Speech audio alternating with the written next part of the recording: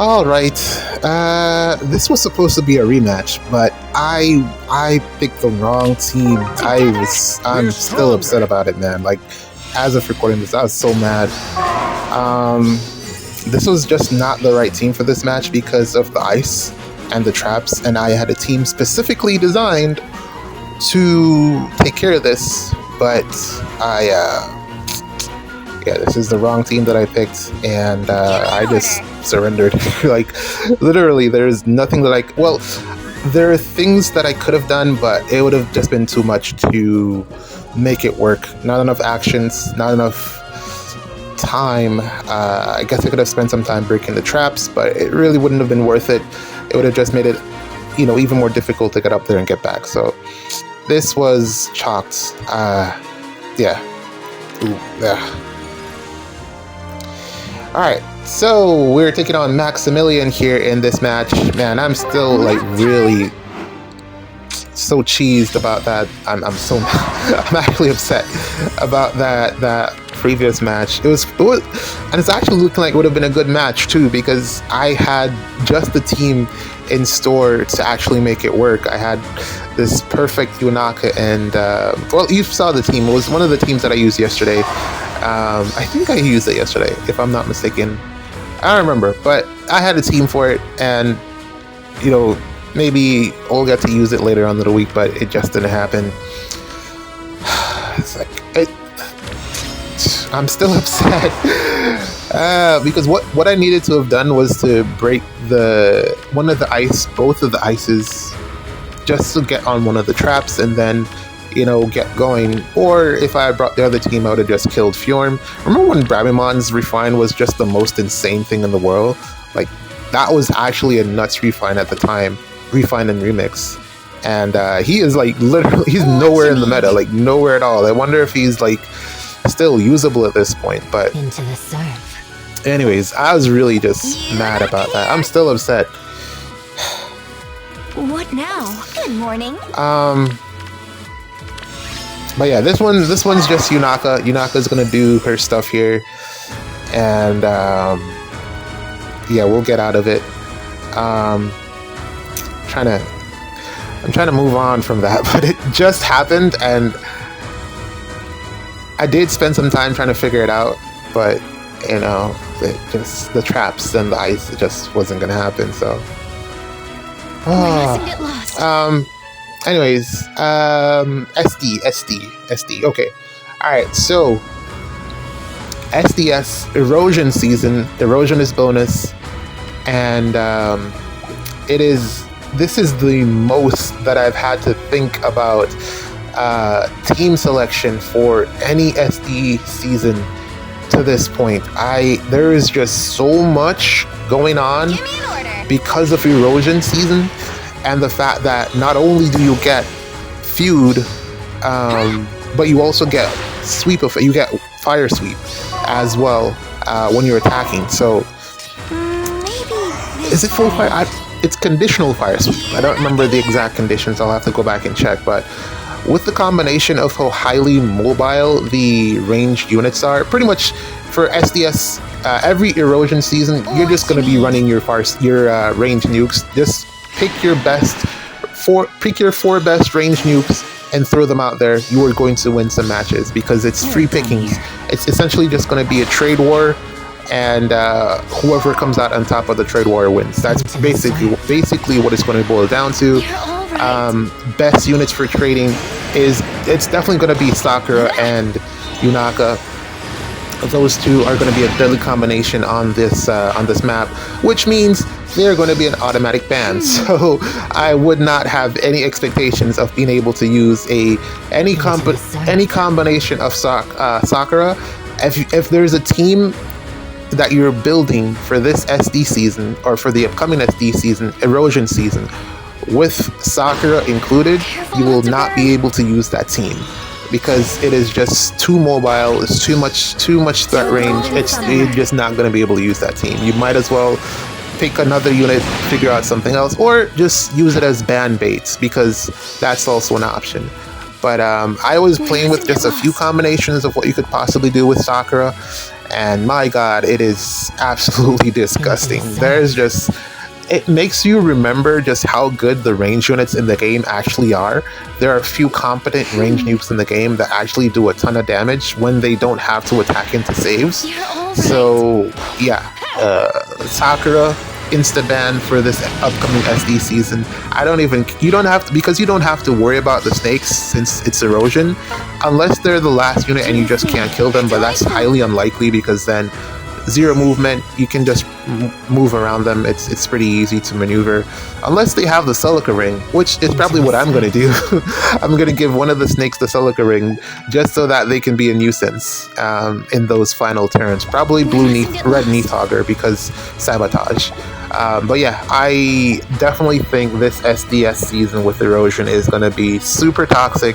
The map is completely open. There's nothing stopping your opponents from just walking up and murdering you. So I don't know, man. This is going to be all out trade war. No, it's full throttle. There's no stalling. I mean, you probably have some ice, but I mean, no stalling. You're just going full throttle. And whoever is able to out-trade or outsmart their opponent with the trades is going to win. It's just going to be that simple.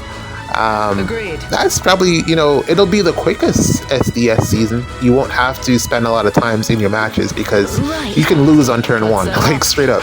With this combination with Emblem Lyn and Ather.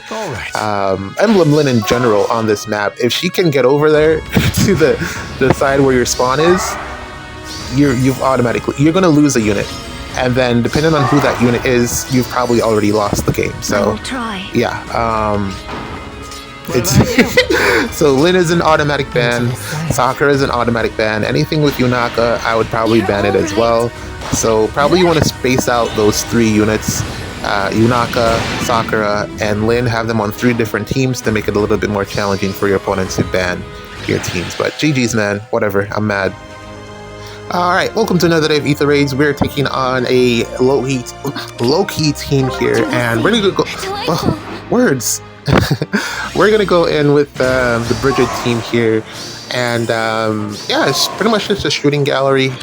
Just gotta figure out what's the best approach here, since I don't want to let them out. And yeah, we're just gonna set it up so that we can just snipe them. And yeah, that's pretty much it. That's the game plan.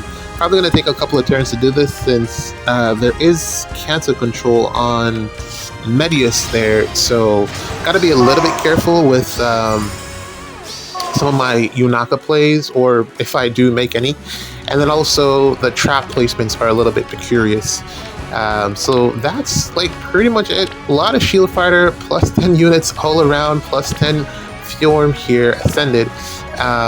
I probably would have had something around the same if I had merged all of my copies instead of foddering her off for Hardy Fighter. But I don't know. Ultimately, I think foddering her was the right decision. Once you already have like a +1 of her, you probably didn't. The merges are good to have, and it's also like a completionist aspect of it. I like to, the +10 makes it feel better.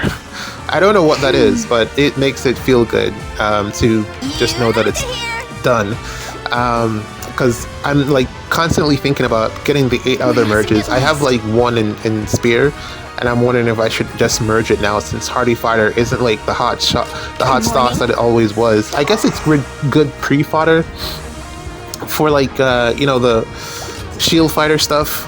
Maybe if they ever release something else that is comparative or needs that Hardy Fighter bridge fodder at some point, maybe that would be great. I can't imagine them releasing another skill that does exactly what shield fighter does. Maybe it's a different debuffs, attack defense. I think the one we have is currently attack speed. Maybe I'm wrong. Maybe like speed res versions of it or something, but I don't see how you could upgrade shield fighter and maybe give it healing, I guess. Flat, it already has a ton of flat damage reduction, so maybe you could swap out the null follow-up for something else. I don't know, but yeah, I'm still holding on to her. She still gets absolutely destroyed, but yo, Hardy Fighter, 66 damage, 90 for the first. What was the first hit? I forgot. I forgot how much the first hit was. But it's like I'm still doing full damage, even though she has the hardy fighter, so the shield fighter. So, yeesh, man, units these days hit really, really hard, and it's just insane. It's the shield fighter, hardy fighter, just isn't enough flat damage reduction to get the save units to survive, units in general to survive. Yeah, anyways, it is what it is. We're still making it work. Let's talk a little bit more about SDS. Oh, and the banners dropped. Ooh, Oblivion is streaming. I should probably check that out. I forgot what time he said he was going to stream. Maybe it's not right now. Anyways, yeah, so the A Hero Rises banner is out. I think I'm gonna skip for a bit to see what the new Heroes banner will be, who's on there, and then make a decision how far I go on the A Hero Rise, because I'm already getting a free Hector, and then the only other unit I'd probably want is Ira merges, because I feel like I should probably +10 that Ira. I don't have. She's just so good, man.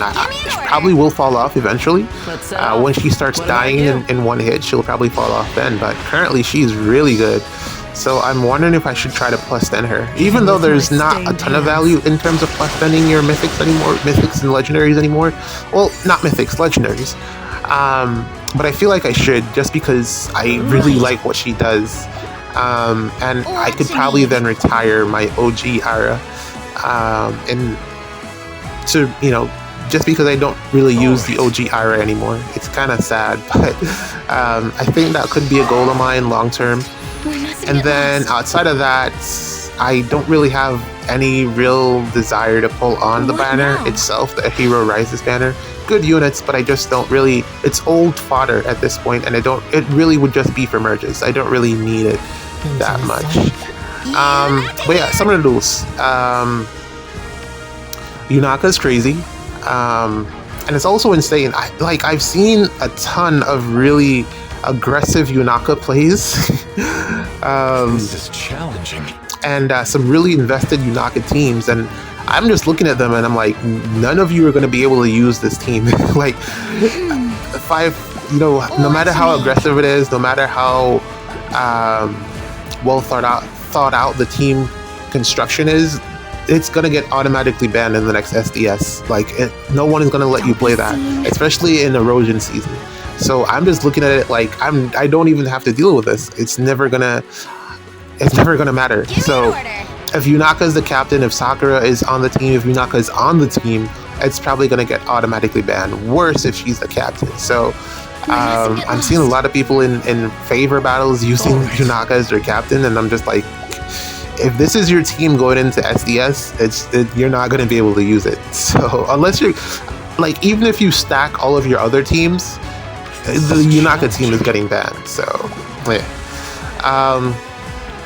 yeah, I've seen quite a few of them with emblem rings on every unit. So I'm just like, you're never going to be able to use it.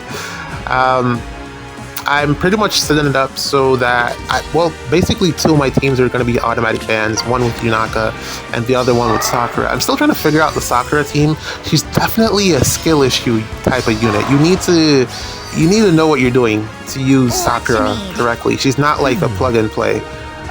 It takes a bit of positioning and just know-how to figure it out properly. So Sakura isn't the easiest unit to use, but she definitely is good.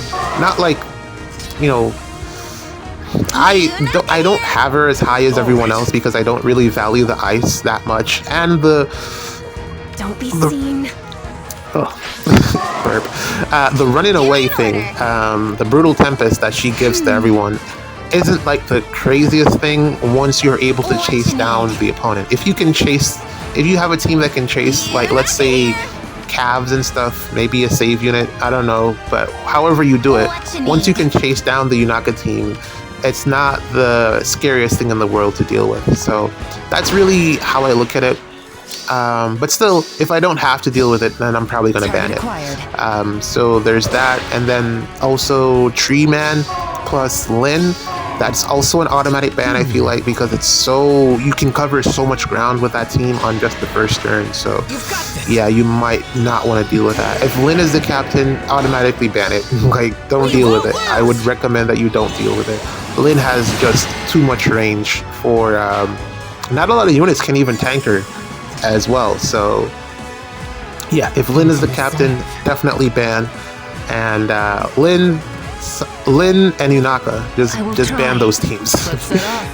Snakes, you can deal with them. It's fine. It's erosion season. You can just ignore them. Sigurd has definitely gotten units that counter him. So there's a way more units that counter Sigurd at this point. So you also don't have to really worry about that anymore. I'd recommend, if you don't have a straight up counter to Sigurd, go pull for Legendary Sita. The banner is like live still. So you can do that. She handles him very well, especially if you're running Pavis. So I would recommend that you do that. And then, yeah, that's pretty much it. It's going to be quite challenging because it really is like the old school days of SD when it was just like a trade war. Everything is just up for grabs, and it is it's refreshing but also really challenging. Because it's so, you realize how much you depend on your save units to cover you, and when you're not able to do that, it's a way more challenging game mode, and I enjoy it for right now. I think it's a good break from having to try to get through the tanks. Maybe we'll get a unit that also has that erosion effect in them, where you just can't trigger save. I don't know. Let's see what happens in the future, man. GG's. See you in the next one.